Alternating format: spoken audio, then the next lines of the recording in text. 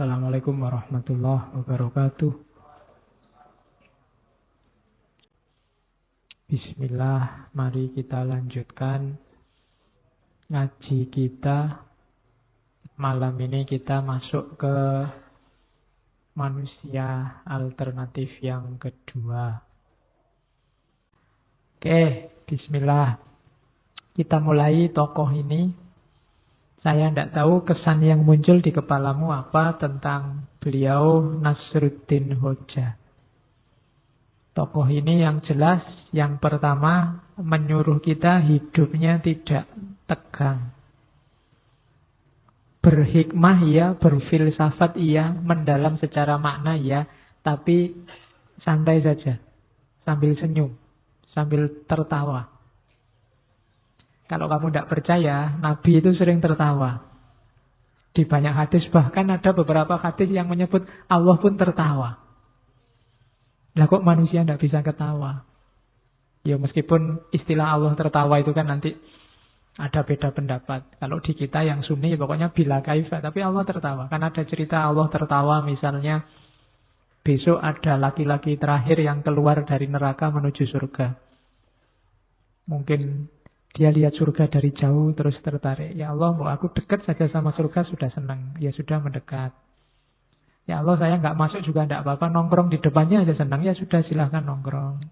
Ya Allah, kok enak ya di dalam surga. Kok saya masuk di pinggir-pinggir juga tidak apa-apa. Ya monggo masuk itu. Dan Allah ketawa lihat orang ini. Lu Allah aja ketawa. Ada ceritanya, ada hadisnya. Apalagi Nabi. Nabi banyak. Nabi itu wajahnya saja dilihat menyenangkan. Kalau dalam bahasa hadis, Nabi itu profilnya basam. Basam itu orang lihatnya seolah-olah Nabi itu senyum terus. Dilihatnya itu enak. Jadi sebelum Nabi ngomong, ketemu Nabi saja itu orang rasanya enak. Kayak disenyumi terus.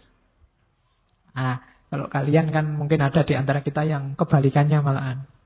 Nonton wajah itu pengen muntah. Ada yang gitu, nesunan, ngamuan, itu kan tidak enak. Kalau Nabi basam. Oke, kepada siapa saja. Makanya orang Islam harus bisa ketawa. Jangan ngamuk terus. Saya ngutip sedikit itu sebenarnya ada di pengantarnya Nasruddin Hoja. Saya lupa profesor yang nulis, tapi itu diambil dari kitabnya Abu Hayyan At-Tauhidi, Al-Basair wa Dakhair. Jangan engkau jauhkan dirimu dari mendengar sesuatu tentang kejadian sederhana yang lucu-lucu. Jadi kalian nonton yang lucu-lucu tidak apa-apa. Nonton komedi tidak apa-apa. Sebab termasuk juga yang lucu-lucu dalam hidupmu. Hidupmu itu lucu, banyak yang lucu. Cuma kamu membacanya terlalu serius. Sebab bila engkau tidak mau memperhatikannya, pemahamanmu akan picik dan watakmu menjadi kurang tanggap.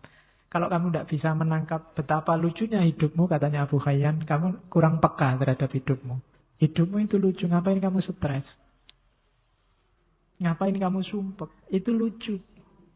Tidak lulus-lulus ujian, lucu. Ya kan? Kemudian, apalah diputus pacar, jadi ya lucu. Masih pacar aja diputus, kamu kok nangis sampai segitunya. Malah enak kamu bisa nyari lagi, nambah pengalaman. Kalau kamu nangis itu jadi ya lucu. Banyak yang lucu-lucu dalam, apalagi coba kamu baca peristiwa-peristiwa politik hari ini itu jadi lucu. Cuma barang lucu itu kamu kok ketemunya malah marah, harusnya kan ketawa. Tapi hari ini orang membacanya jadi marah-marah. Katanya Abu Hayyan bilang kau tidak mampu menikmati segarnya komedi, segarnya humor, segara kelucuan. Awan kelabu kehidupan yang serius bahkan menghancurkan dirimu. Wah, susah. Merengut terus juga hidupmu akan hancur. Tidak enak. Wong kita oleh Allah diizinkan, diberi kesempatan hidup di dunia ini kan untuk bahagia, untuk senang. Masa Allah nyuruh kita sumpek, nyuruh kita sengsara, kan enggak. Gembiralah. Hidup ini menggembirakan. Jadi tertawalah. Ini filosofi yang dipakai oleh Abu Hayyan At-Tauhidi dan Nasruddin Hoja, nanti gayanya semacam ini. Makanya saya sebut Muslim alternatif.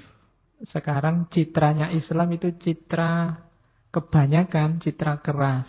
Ya meskipun itu salah. Tapi ada indikator-indikator yang membuat orang menyimpulkan itu. Mari kita akhiri itu, tampilkan wajah Islam yang melahirkan tawa, melahirkan senyum. Kadang-kadang ada orang bikin komedi, bikin humor, kamunya serius. Betul. Jadinya nggak jadi ketawa, malah marah. Akhirnya orang takut lagi ngomong yang lucu-lucu. Akhirnya ngomongnya serius terus. Akhirnya wajahnya kayak kalian kelihatan cepet tua kabeh. Antara wajah sama umur berbanding terbalik. Jadi ketawalah, senyumlah. Hidup ini indah, hidup ini nyaman. Kalau ada masalah itu sebenarnya kelucuan dalam hidupmu. Ketawain saja. Betapa lucunya dirimu. Itu lebih nyaman. Itu rumus dari Nasruddin. Dan Sufi juga, Nasruddin ini seorang Sufi juga banyak memfungsikan humor. Coba dilihat para Sufi, coba dilihat para ulama besar. Itu kan hidupnya serba senyum, banyak humornya. Ulama-ulama yang ilmunya sudah tuntas, itu kalau ngomong kan enak didengarkan. Dan kadang-kadang ya dagelan-dagelannya banyak. Membuat kita tertawa, membuat kita tersenyum. Ini orang yang sudah luas sehingga bisa menerima apapun. Kemampuan menertawakan hidup itu tidak sembarangan. Wong Quran sendiri sudah ngasih isyarat kamu. Innamal hayatud dunya lahwun wa laibun. Kehidupan dunia itu hanya senda guru. Senda guru itu kan harusnya melahirkan ketawa. Walaibun dan permainan, dolanan. Jangan serius-serius. Kan sudah dibilang gitu. Cuma kita tertipu. Wong ini cuma senda guru kok kita serius. Sampai tawuran, sampai pukul-pukulan, bunuh-bunuhan.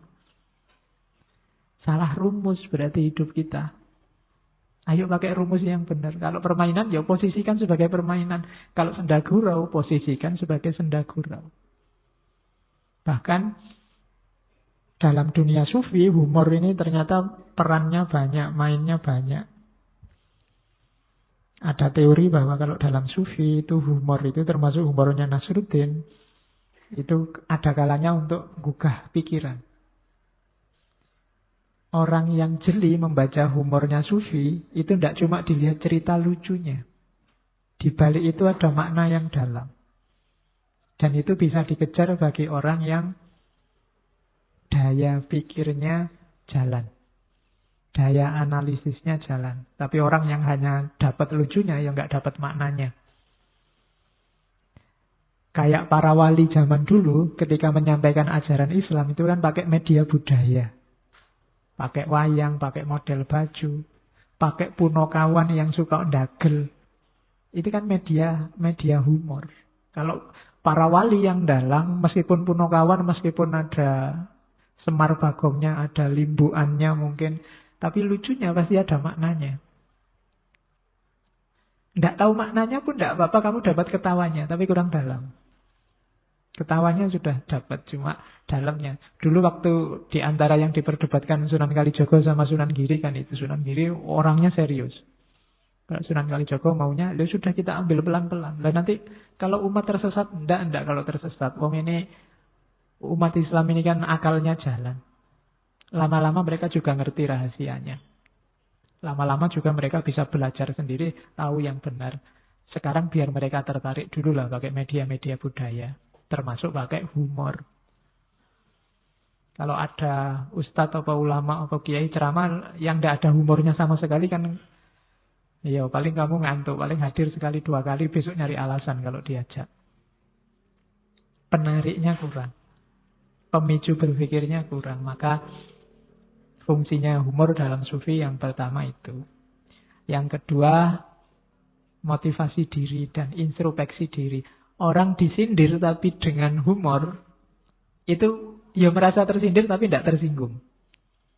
Biasanya begitu. Ya nanti ada contoh banyak di belakang. Karena cerita Nasruddin itu ya cerita anekdot-anekdot. Jadi orang jadinya jangan-jangan aku. Tapi kalau ditunjuk langsung hidung, itu biasanya orang tersinggung meskipun dia ngerti kalau dia salah. Maka penting kamu belajar tekniknya humor. Kapan-kapan kita belajar filsafat humor ya. Banyak filosof yang punya teori tentang humor. Ada yang anti, ada yang pro. Orang serius kayak Plato itu agak anti humor. Wongnya serius masalahnya. Tapi kayak Diogenes kemarin, ya hidupnya itu ndagel. Mulai lahir sampai tua itu isinya ndagel. Kabeh gayane ndagel. Tapi ndagelnya kan ndak asal. Ada maknanya. Jadi humor membuat orang sadar. Sehingga termotivasi atau introspeksi. Yang ketiga, humor itu biasanya untuk kritik. Ngeritik paling enak itu pakai humor. Jadinya orang tidak tersinggung. Berbahagialah yang kamu yang